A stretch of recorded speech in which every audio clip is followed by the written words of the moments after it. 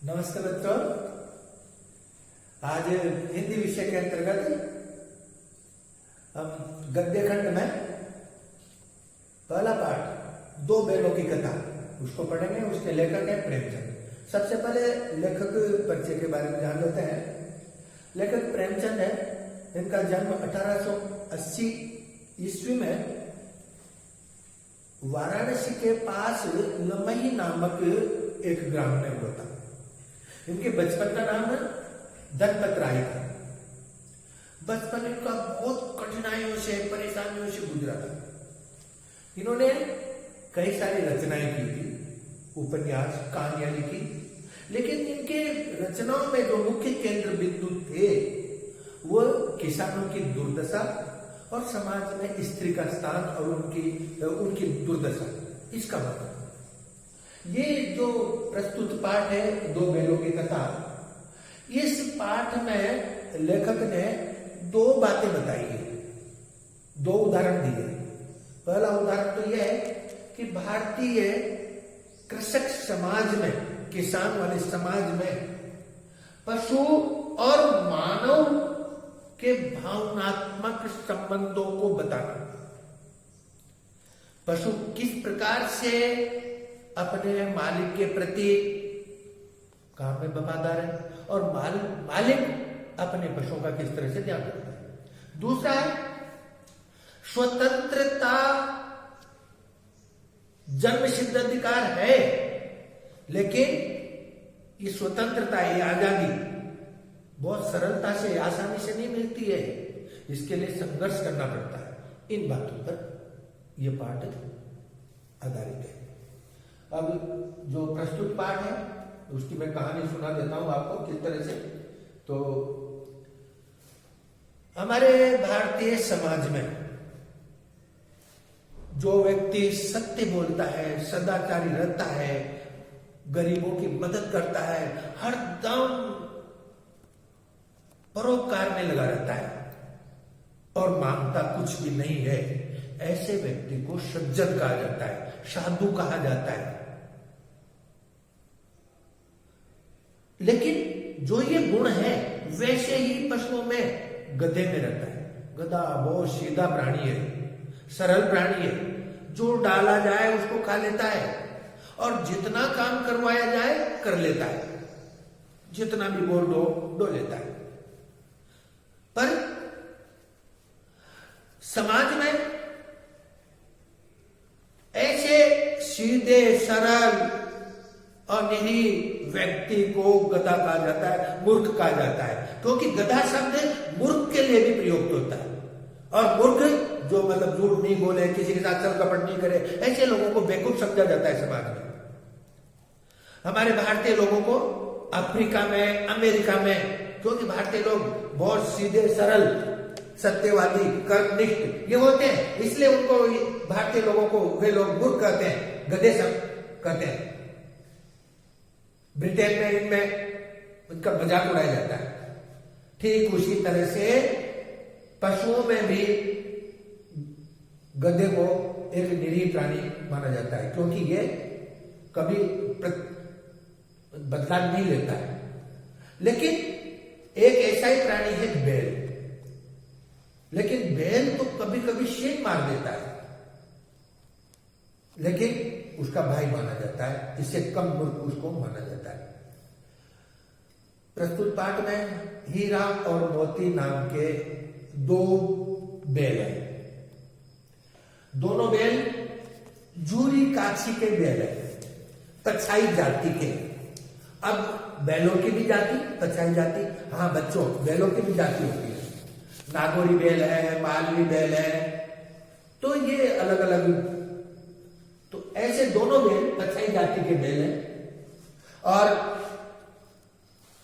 Jury के पास अपने तन मन से बढ़ चढ़ करके काम करते हैं। और जूरी जो उनका मालिक है वो भी हरदम उनके खाने पीने के लिए हरदम चिंतित रहता है, अच्छा खाना देता है, अच्छा भूसा डालता है और दूसरे हाथ काम करने के बाद उनको प्रेम से उनके ऊपर हाथ भी करता है। इसलिए बैल भी खुश है और बढ़ चढ़ करके बैल काम करते हैं, इसलिए जूरी भी खुश है। एक बार क्या होता है कि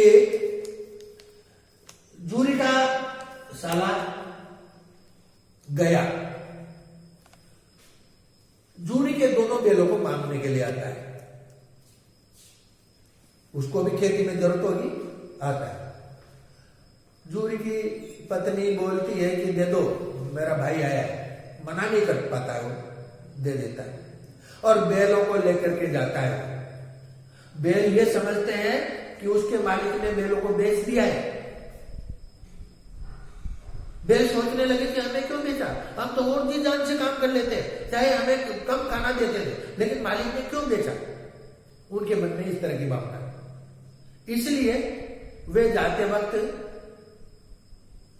जब गया उनको आगे से रस्सी पकड़ करके खींचता तो वो रुक जाते, पीछे से मारता तो इधर उधर दौड़ते, क्योंकि उनका मन जाने का नहीं था। लेकिन ले जाया गया, चले गए और वहां जाकर के खूंटे से बांध दिया गया, मोटी मोटी रस्सियों से बांध दिया गया और खाने के नाम पर सूखा भूसा डाल दिया गया। इतना अच्छा खाना नहीं दिया। बैलों ने सोचा कि मैं बैल दिया, तो रात में उन्होंने वो खूंटे से बंधे हुए थे मोटी रस्सियों को तुड़ा करके वहां से बग करके आ गए। सुबह दिन उगने के पहले अपने मालिक जूरी के पास आ गए। जूरी ने सुबह अब जहां बैल बंधे थे वहां बैलों को देखा तो बड़ा खुश हुआ और उनको हाथ फेरा उनके ऊपर और बैल भी इसने से तृप्त हो गए। लेकिन जैसे ही जूरी की पत्नी को पता लगा कि ये मेरे भाई के पास इन्होंने बैलों ने काम नहीं किया और यहाँ आ गए, ये काम से जी चुराते हैं, तो उसके डर के मारे नौकर ने भी उनको बैलों को अच्छा वो खल चूरी नहीं डाला, अच्छा भूसा नहीं डाला। वो जूरी भी कुछ नहीं बोला क्योंकि उसकी पत्नी गुस्से में हो रही थी। थोड़े दिन रहे, उसके बाद फिर से अब की बार उसका साला आया और गाड़ी में जोत करके दोनों बैलों को ले गए। दोनों बैल समझ गए कि वापस फिर से जाना पड़ रहा है। एक हीरा तो गाड़ी को उधर खींचे, मोती इधर खींचे। एक बार तो गाड़ी को भी पलटने के प्रयास किया, लेकिन वो उनको मार कूट करके बैलों को उनके जूरी के ससुराल ले जाया गया। जाते ही फिर से मोटी रस्सियों से बांध दिया गया और सुबह खेतों में बहुत जबरदस्त काम करवाया गया। उनको बैलों को मारा कूटा गया, परेशान किया गया। बैल परेशान हो गए, एक इधर से भगता। लेकिन जब उनको मारा गया तो बैलों को भी गुस्सा आया। हल में जूते हुए थे, हल को तोड़ ताड़ करके भग करके आ गए। बैलों को घर पे बांध दिया गया, फिर से बांध दिया गया और उनको कुछ चारा वारा रुका सुखा डाला गया। उसी घर में एक छोटी बालिका थी, लड़की थी, भैरों की थी वो, और उसके कोई माँ नहीं थी, सौतेली माँ थी। सौतेली माँ हरदम उसके साथ सौतेला व्यवहार करती थी, मारती थी, पीटती थी, काम करवाती थी और खाने को भी ढंग का नहीं देती थी। वो सेम उसी तरह की जैसे दोनों बैलों के साथ व्यवहार हो रहा है। दोनों बैलों के साथ यहाँ अच्छा खाना नहीं खिलाया जा रहा है और काम बहुत जबरदस्त करवाया जा रहा है। ठीक उसी तरह से उस लड़की के साथ भी वैसा ही उस घर में व्यवहार हो रहा था। पर वो लड़की अपने पिता के और घर वालों की आंख के बचा करके उन दोनों बैलों के ऊपर जो अत्याचार हो रहे थे दया जाती थी उसको, तो रोटी ला करके दोनों बैलों को एक एक रोटी खिलाती थी। दोनों बैलों को एक एक रोटी से तो पेट भर सकता नहीं था, भूखे रहते हुए। लेकिन जो उस लड़की का स्नेह था, वो स्नेह उन दोनों बैलों को मिल जाता था। इसलिए वह उसको जो प्रेम की जो तृप्ति थी वो उस लड़की से हो जाती थी। दोनों बैलों ने भी ये देखा कि लड़की के साथ बहुत सौतेला व्यवहार हो रहा है, मारा पीटा जा रहा है, कच्चा खाना नहीं दिया जा रहा है, क्यों नहीं मालकिन को उठा करके पटक दिया जाए। तो हीरा मोती इस तरह से वार्तालाप करते हैं तो बोलते नहीं भाई, स्त्री जाति पे हाथ चलाना उचित नहीं है, ऐसा नहीं करते। पर बैल क्या करते हैं कि वहां से छुटकारा पाने के लिए अपने मुंह में रस्सियों को ले लेते हैं ताकि वो रस्सियों को काट सके। उस लड़की ने देखा कि बैलों के साथ अत्याचार हो रहा है, अन्याय हो रहा है, बहुत जबरदस्त काम करवाया जा रहा है और घर में ये मंत्रणा चल रही है कि उन बैलों के नथ डाल दी जाए। तो वह सबकी नजरें चुरा करके दोनों बैलों के पास आती है और दोनों बैलों के गराओं को, रस्सियों को खूंटे से छोड़ देती है, हटा देती है और बैलों से कहा कि तुम भग जाओ जैसे, नहीं तो घर में मंत्रणा चल रही है, तुम्हारी नाक में रस्सी डालेंगे, तुम्हारे ऊपर और अत्याचार करेंगे। लेकिन बैल तस्य मस नहीं हुए, वह के वह खड़े रहे। बैलों को भगता हुआ न देख करके उस लड़की ने जोर से चिल्लाया, दादा दादा ये दोनों बैल भगे जा रहे हैं, बैल भगे जा रहे हैं। अब वो दौड़ करके आए, बैल भी समझ गए और दौड़ते हुए अलग अलग दिशा में दोनों बैल दौड़ करके चले गए। गांव वाले भी दौड़े, वो भी दौड़े, पकड़ने गए। आगे जाकर के एक मटर का खेत था और मटर के खेत में जाकर के उन्होंने भरपेट मटर खाए। लेकिन सामने से क्या देखते हैं, सांड आ गया। सांड आया, दोनों बैलों ने देखा सांड आ रहा है, ये तो मारेगा नहीं। तो हीरा मोती ने दोनों ने मंत्रणा की कि तुम अब दोनों इससे सामना करेंगे, तुम आगे से लड़ना, मैं पीछे से मारूंगा। सांड ने उसके जीवन में कभी दोस्त से उसने झगड़ा नहीं किया था, लड़ा नहीं था। इसलिए जब सामने से हीरा सांड से लड़ता तो मोती पीछे से दोनों सिंगों से उसके पेट में मारता और ऐसे में सांड घबरा गया और अपनी जान छुड़ा करके जैसे तैसे भगा। दोनों बैलों ने कहा कि भाई ये जान बजा करके भाग रहा है तो जो पीठ दिखा रहा है उसको नहीं मारेंगे, छोड़ देते हैं, उसको छोड़ दिया गया। फिर से वापस मटर में वो खाने लगे।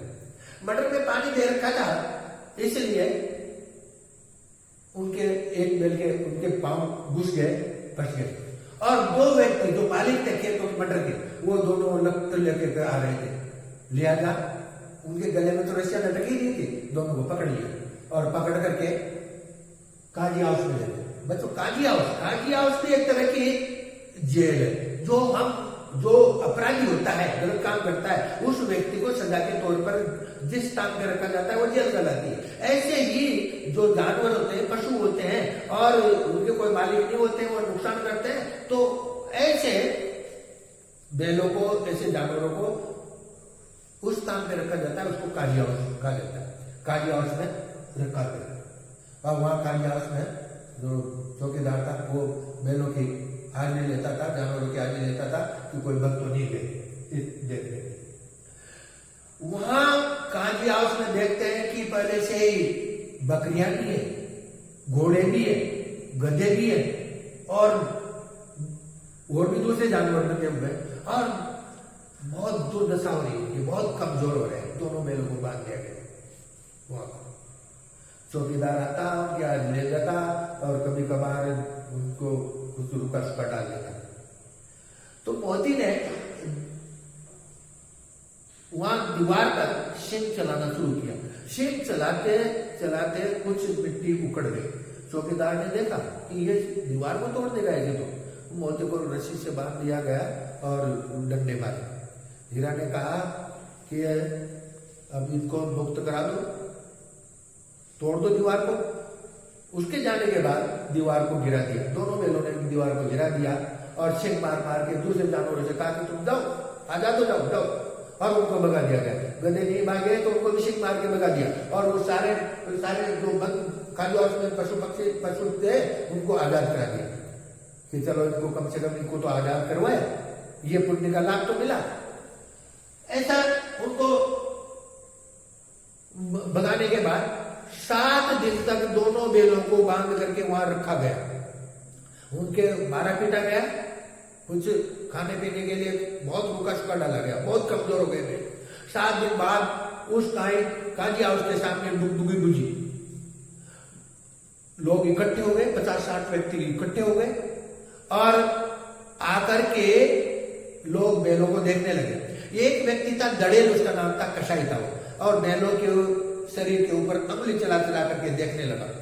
बैल रखा गए दोनों। हीरा मोती घबरा गए कि ये तो कसाई है और ये बेचे जाएंगे और मार काट करके कमान बेचा जाएगा। घबरा गए। लेकिन अंत में और तो कोई नहीं ले सका क्योंकि कमजोर हो गए थे।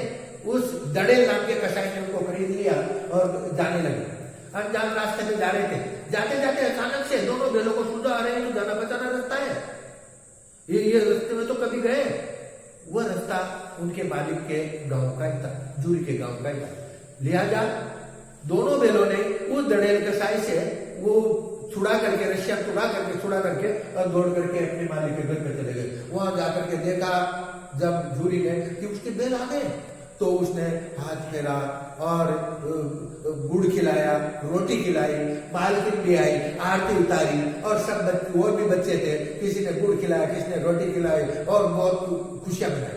लेकिन पीछे देखते हैं कि वो दड़ियल भी पीछे पीछे आ गए। वो बोलता है कि बैल मेरे हैं, मैं ले जाऊंगा। जूरी बोलता है तेरे बैल कैसे आए? तो मेरे घर पे नहीं, मैंने कहा लिया उसमें नीलामी में खरीदे। बैलों को ले जाने जैसे लगा, हीरा मोती दोनों बैल उस दड़ियल कसाई के पीछे दौड़े और गांव के बाहर कर दिया। वापस आए और जूरी की पत्नी ने भी बैलों की आरती उतारी और अच्छी खली चूरी डाली और उनको डाला। बड़े बच्चों ये पढ़े और हर पाठ को पढ़ करके जो वेबसाइट में वर्कशीट दे रखी है उन प्रश्नों के उत्तर दीजिए और पाठक प्रश्नों को धन्यवाद।